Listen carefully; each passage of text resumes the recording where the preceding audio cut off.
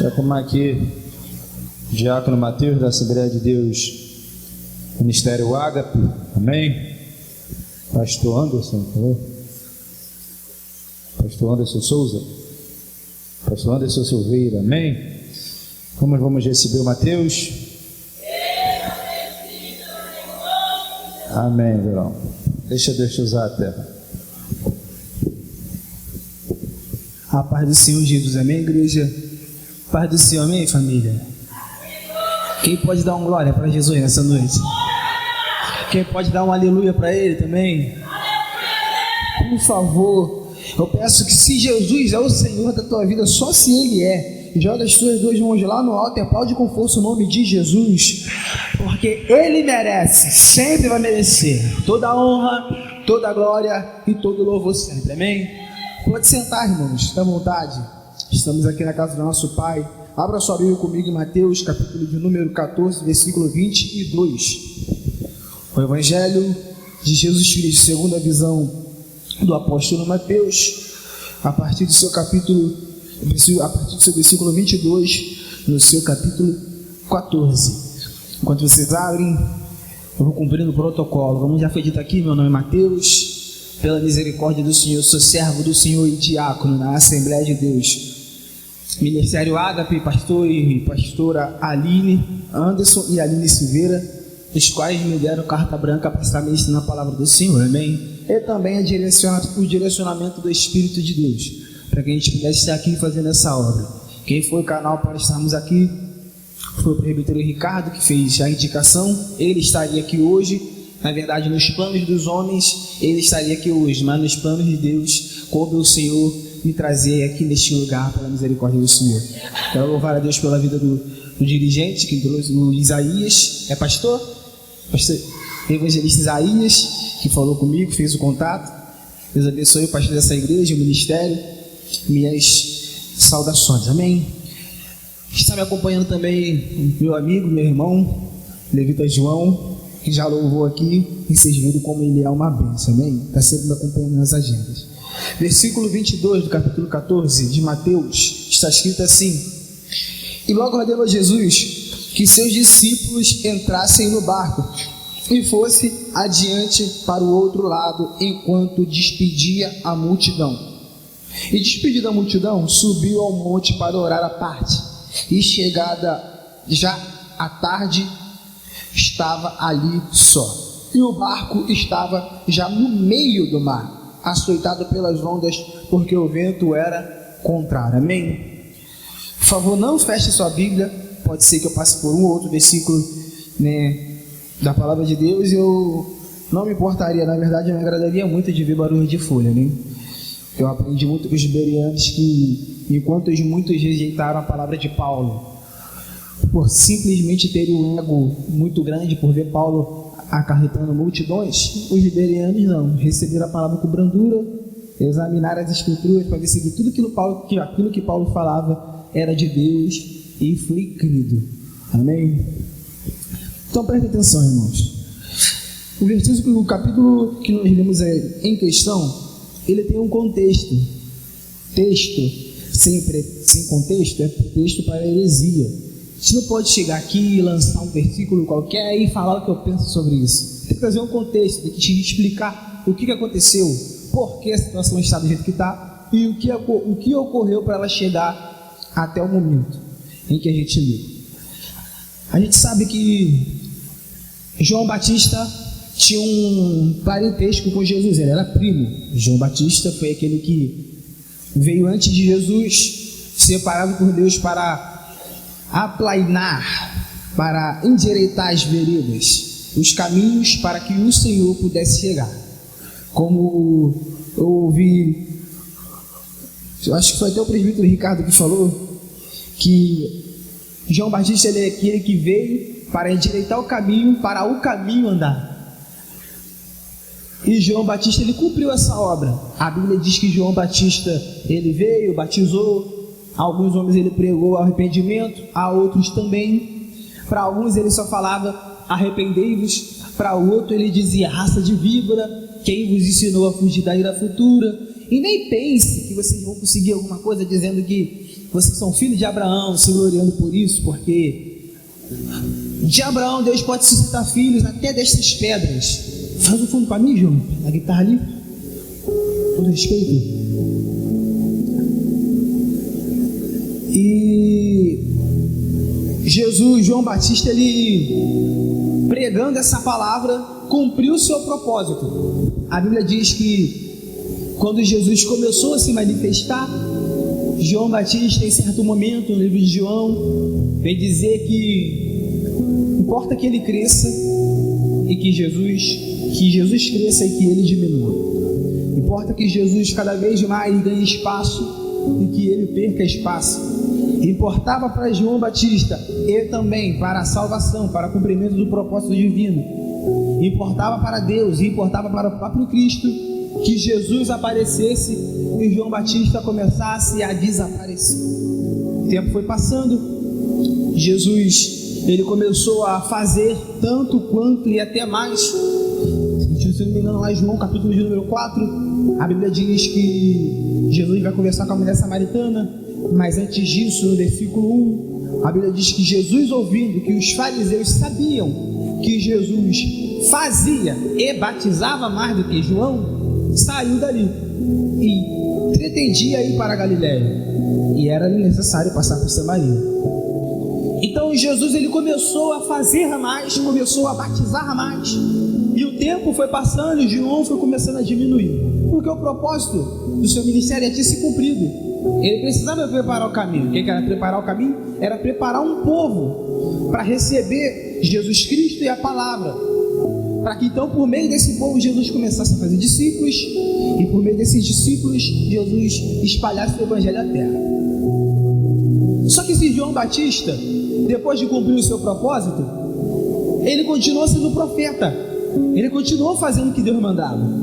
Jesus chegou e ele estava perdendo espaço, mas ele não perdeu sua personalidade, ele perdeu espaço, ele perdeu notoriedade, ele perdeu visibilidade, mas ele não perdeu a essência, ele não perdeu a unção, ele não perdeu seu caráter, ele não perdeu aquilo que Deus confiou a ele não perdeu a coragem, ele não perdeu a fé, ele não perdeu uma palavra real, ele não perdeu a essência com o passar do tempo, porque diminuiu. Ele não mudou a pregação para poder se encaixar ou para poder ser aceito, porque diminuiu. Ele não parou de falar o que Deus mandou e falou que o povo se agradou, muito pelo contrário. Até quando reis se levantavam contra ele ou apareciam na frente dele, ele olhava e dizia: olha, tu tem que se arrepender do teu pecado, tu tem que mudar a tua postura de vida.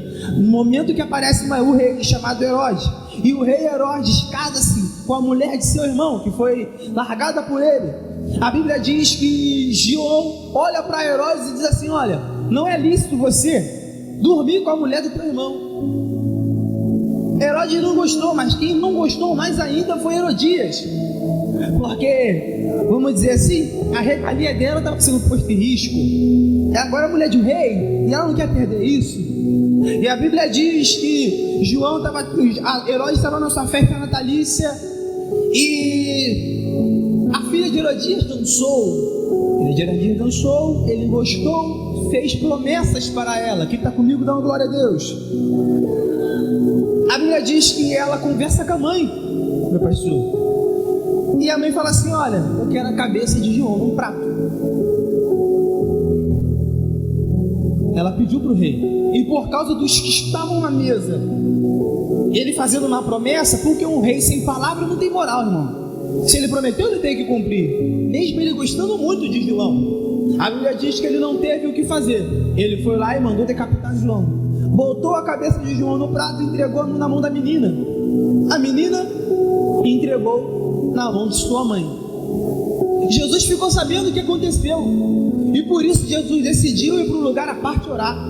Ele falou assim: eu preciso conversar com Deus. E a Bíblia diz que Jesus saiu de onde estava e queria ir para um monte orar sozinho. Quando Jesus ele atravessa e chega onde ele quer subir o monte, tinha uma grande multidão esperando ele, João. E ele se compadeceu daquela multidão, porque aquela multidão tinha necessidades, doenças, precisava de um salvador, precisava de cura.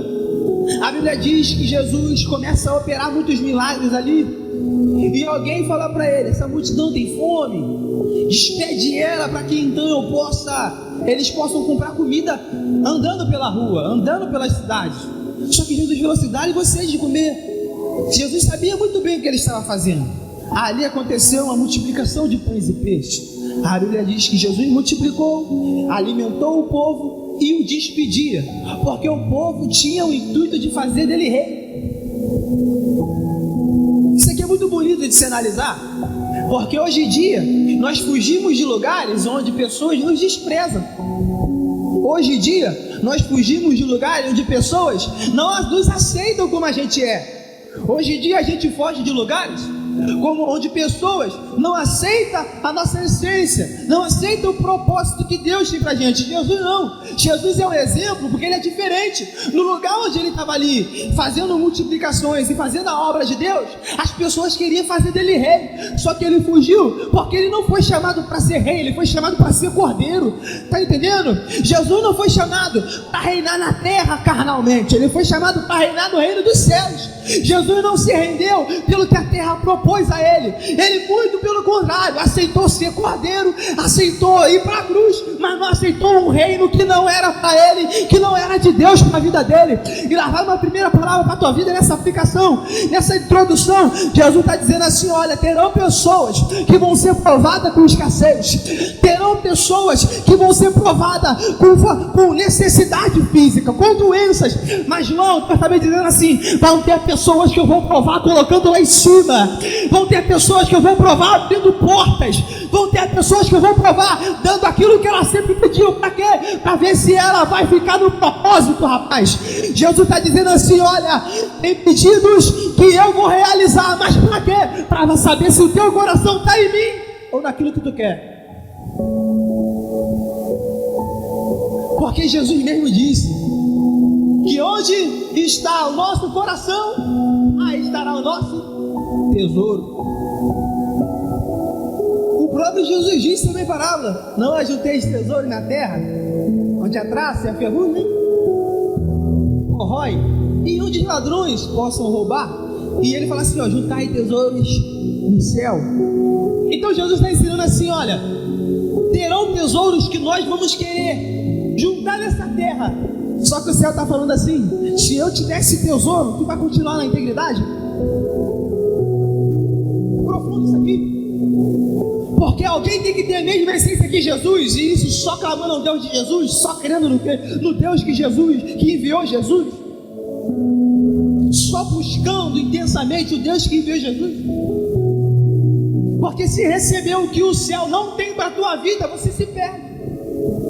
Só que o céu está falando: eu posso até te dar, você vai se manter?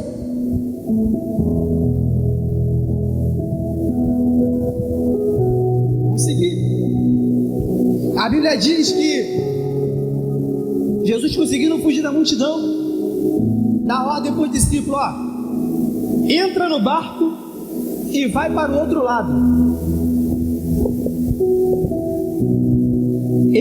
A Bíblia diz que Jesus os obrigou a entrar no barco e ir para o outro lado. E Jesus subiu no alto do monte sozinho para orar. Isso aqui é interessante analisar, que a Bíblia diz que Jesus é Deus, correto? Deus Pai, Deus Filho e Espírito Santo, três seres, mesma essência, mesmo Espírito divino, uma natureza só. A Bíblia diz que quando um jovem rico chega para Jesus, olha para ele e diz assim: bom mestre, que irei de fazer para herdar a vida eterna? E Jesus olha para ele e fala assim: por que me chamas bom? Bom é meu Pai? Bom é aquele que está no céu. Então, se Jesus é Deus, ele não disse que não era bom, ele perguntou: por que me chamas bom? Porque ele sabia a pretensão daquele jovem. Se Deus é bom e ele é Deus, ele também é bom. Jesus é bom, sim ou não? Sim ou não? Se Jesus é bom, a gente precisa entender o porquê de algumas coisas que a gente faz. Porque ele é Deus. Mesmo que ele tivesse em forma carnal, ele ainda era Deus. Se eu não me engano, Filipenses capítulo 2, acho que é do 5 ao 11, alguma coisa assim, diz assim: Porque Jesus Cristo tem em vós o mesmo sentimento que houve também em Cristo Jesus. Porque ele mesmo sendo em forma divina, em forma de Deus, ele não considerou ser igual a Deus. Antes a si mesmo se esvaziou, assumindo a forma de servo, tornando-se semelhança de carne e reconhecida em figura humana. E a si mesmo se humilhou, sendo obediente até a morte e morte de cruz. Pelo que também Deus exaltou sobremaneira, que lhe deu o nome que está acima de todo nome, para que o nome de Jesus dobre todo o joelho no céu, na terra e debaixo da terra, e toda língua confesse que Jesus Cristo é o Senhor, para a glória de Deus Pai. Preste atenção, esse texto mostra um Jesus pré-encarnado e mostra a forma, o período em que ele estava se encarnando, como ele se esvaziou da sua forma divina, não essência, não natureza, da sua forma divina, e se colocou em forma humana para cumprir o propósito que Deus tinha para a humanidade. Mas ele não deixou de ser Deus. Dentro da teologia tem uma das áreas, que é a principal, que é a teologia revelada, que mostra tudo que Deus revelou sobre si. Está na Bíblia. Dentre essas características, existe um tributo de Deus chamado presciência. Fala comigo, presciência. Que é o poder de ver as coisas futuras. É o poder de Deus saber as coisas que acontecerão lá na frente. É porque Deus é um ser atemporal. Ele não está ligado ao tempo. Ele está por fora. Deus consegue ver o passado, o presente e o futuro ao mesmo tempo. Por que tu está falando isso tudo, Mateus? Simplesmente porque Jesus é Deus. E se ele é presciente, ele sabia que a tempestade ia ocorrer. Mas mesmo assim ele mandou eles ir. Ele é bom, mas mesmo assim mandou eles ir para o meio da tempestade sem a presença dele. Você está entendendo isso aqui? Vão ter propósitos, vão ter permissões e vão ter ordens de Deus, que na tua concepção será maldade dele. Só que o céu está falando assim: eu sou presciente, eu sei o que eu estou fazendo, eu sei o que você não viu, eu enxerguei o que você não enxergou. O meu poder de ver lá na frente me faz entender que você precisa passar por uma tempestade que vai chacoalhar teu barco. Isso aqui é muito profundo. Isso aqui é algo que mexe com a nossa mente, sabe por quê? Porque na nossa concepção, Deus sempre vai levar pra gente para os melhores caminhos. Só que o céu está falando assim: Deus sempre vai levar a gente para os melhores caminhos, aos olhos dele. Porque a vontade de Deus, ela é boa, perfeita. Aí eu pergunto para você, a tua vontade é boa para mim? A minha vontade é boa para mim. Eu tenho vontade de fazer o que agrada. Então a vontade de Deus é boa, perfeita e agradável para Ele. E vai ser para nós. Porque os propósitos dele precisam ser cumpridos. E alguns propósitos deles para se cumprir, é necessário o nosso barco chacoalhar. Fala para o teu irmão assim: o teu barco precisa chacoalhar. Deus está falando assim: olha, eu no meu poder de ver o futuro te permiti passar por essa situação, porque eu sei para onde eu vou te direcionar. O céu está falando assim: olha, eu permiti você passar por essa situação, porque eu sei o que experiência isso gerará em você. Deus está dizendo assim: olha, o que a palavra de Deus faz a gente andar, mas as experiências que Deus faz a gente viver, que vai nos direcionar para o propósito. Assim diz o Senhor para a vida de alguém. Alguém entrou aqui nessa noite achando que estava esquecido por Deus, só que Deus está falando assim: olha, eu nunca esqueci de você, fui eu que te levei para lá. Eu nunca esqueci de você, fui eu que te direcionei para lá. Mas fique tranquilo, onde eu dou ordem para ir, também tenho eu sentença para tirar. Jesus não esqueceu de você. Jesus ainda, mesmo parecendo estar ausente, está no controle do teu barco. O texto diz que Jesus está no alto do monte e os discípulos no meio do mar. A tempestade cai e Jesus falou assim: é a hora, esse é o momento, chegou o momento, vou mostrar para eles que eu sou Deus. Jesus desce e vem andando pelas águas, madrugada, irmão, quarta vigília, provavelmente entre 3 e 5 da manhã, tudo escuro, tempestade, água para lá, água para cá, chuva. Jesus está andando na água. Todo mundo remando, todo mundo gritando, vento contrário, água batendo no barco, barco balançando e rema, Pedro olha para trás, vê alguém andando na água. Tá maluco, é um fantasma. Começou a gritar: um fantasma. Aí Jesus falou assim: não temas, sou eu. Isso aqui é lindo. Isso aqui mexe com a minha cabeça. Por quê? Porque Jesus não disse eu sou Jesus. Jesus não disse eu sou o Messias. Jesus não disse eu sou o mestre. Jesus disse: tem de bom ânimo, não temas, sou eu. Aí Pedro olha para ele e fala assim: mestre, se és tu? Como ele sabia que era Jesus se Jesus não falou quem ele era? Sabe por quê? Porque quem tem Jesus reconhece a voz do mestre sem precisar forçar. Tu não pegou isso aqui não. Quem tem Jesus reconhece a voz do mestre sem precisar forçar, irmão.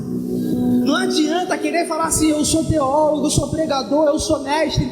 Só vai vir, só vai ser reconhecido a voz de Jesus quando quem tem Jesus ouvir e sentir Jesus nas palavras. Não precisa falar muita coisa não. Não precisa forçar muita coisa não. Jesus está falando assim: olha, quem tem Jesus vai. Quem tem Jesus prossegue. Quem tem Jesus só precisa dizer sou eu, que Jesus justifica. O Senhor está falando assim: olha, não precisa de muita coisa, só precisa carregar Jesus. Só isso. Só isso. Ele falou: meu Senhor, ele falou: sou eu. Mas é lindo isso aqui também, porque eles associam a presença que estava andando nas águas a um demônio, a manifestação demoníaca. Fantasma não existe. Se tiver aparição, é manifestação demoníaca. Então, eles estão dizendo: tem demônio nessa tempestade. Mas Jesus está falando: tem demônio não, sou eu. Sabe o que Jesus está falando? Estão atribuindo a demônios processos que sou eu.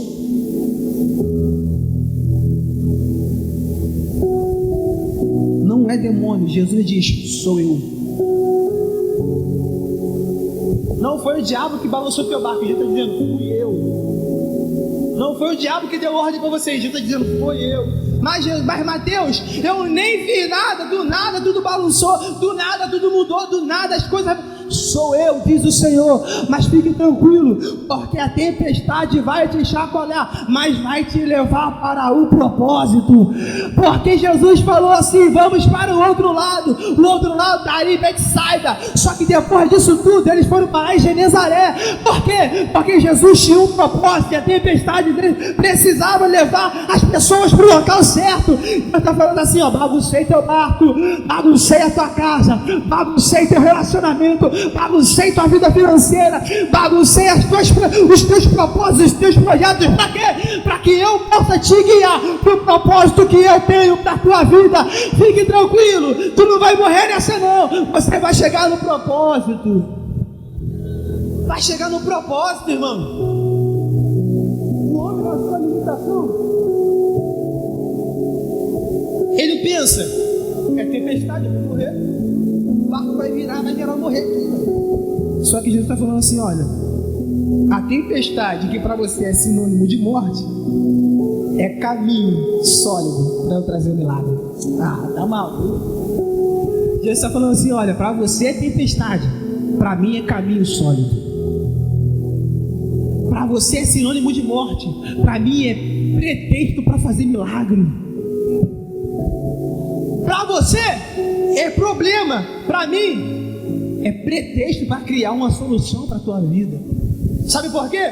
Porque alguém vai olhar e vai dizer: mestre, se é tu mesmo, manda-me ter contigo. Então vem, Pedro, pode vir. Pedro bota o pé na água. Opa, tá firme. Então eu vou andar 1 passo, 2 passos, 3 passos. Quando ele chega perto de Jesus, a Bíblia diz que Pedro para de observar ele e começa a atentar para o vento. Mas olha que interessante, até enquanto ele estava no barco, o problema era a tempestade. Mas quando ele chega mais perto de Jesus, o problema era o vento. O que acontece? Quando estamos mais próximos de Jesus, nossa visão fica mais apurada. Parei de me preocupar com as águas, que é visível. Agora eu estou me preocupando com o vento, que eu não podia ver. Por quê? Porque eu estou mais perto de Jesus. Quanto mais perto de Jesus eu fico, mais percepção, melhor a minha percepção acerca dos problemas que eu estou vivendo. Só que somos seres humanos. E Pedro, mesmo percebendo o problema, tem medo, começa a afundar. Jesus olha para ele e estende a mão. O que temes, homem de pequena fé? Segura na mão, vamos para o barco. Leva ele até o barco e entra no barco. Jesus não fala nada. Subiu no barco, o vento cessou.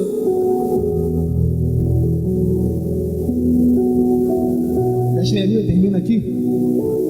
Jesus está falando assim: olha, eu quero entrar no barco de algumas pessoas hoje aqui. Isso aqui não é apelo para salvação, não. Se tu não é crente e entendeu o que é isso, vem, Jesus quer te salvar. Só que o Senhor está falando assim: olha, até hoje você está remando nesse barco e nada muda. Só que Jesus está falando assim: hoje eu cheguei aqui para te dizer, eu preciso que você caminhe comigo por essas águas.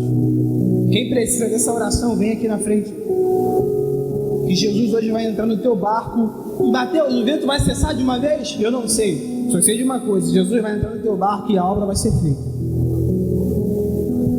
Que eu posso chegar aqui como pregador e falar assim: tu vai vir aqui na frente, Jesus vai mudar tua vida hoje. E chegar lá tá com a mesma vida. Tu vai descrer em Cristo por causa de mim. Mas eu te garanto, pela fé que eu tenho em Cristo Jesus, se tu confessar hoje que precisa dele no teu barco, é impossível Jesus não mudar tua causa. Pode não ser hoje, mas ele vai entrar e o vento vai ter que cessar. Alguém? A luta está muito grande, Matheus. Eu não aguento mais. Eu preciso que Jesus entre no meu barco.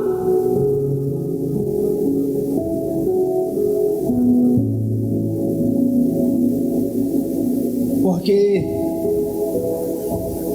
se não entrar no meu barco eu vou morrer. Não estou aguentando mais remar. Eu sempre falo isso para qualquer tipo de apelo que eu faço. Eu sempre falo isso. Vergonha é matar e roubar e destruir, que é coisa de diabo. Só de quem tem diabo no coração. Mas agora, reconhecer que precisa de mudança, de melhora, da mão de Deus, da ajuda, isso não é vergonha, isso é ser sábio. Porque tu vai pedir para tua mãe não te ajuda. Tu vai pedir para o teu amigo não te ajuda. Tu não tem vergonha de pedir ajuda para quem não vai te ajudar. Tu vai ter vergonha de vir aqui pedir ajuda para aquele que é o único interessado em realmente fazer algo além do que você imagina para a tua vida. Mas vão falar: ah, eu estou em pecado porque eu fui lá. Não interessa. Quem vai falar de você vai continuar com a mesma vida. Tua vida vai mudar. Estenda a tua mão para cá, vamos orar para essas vidas.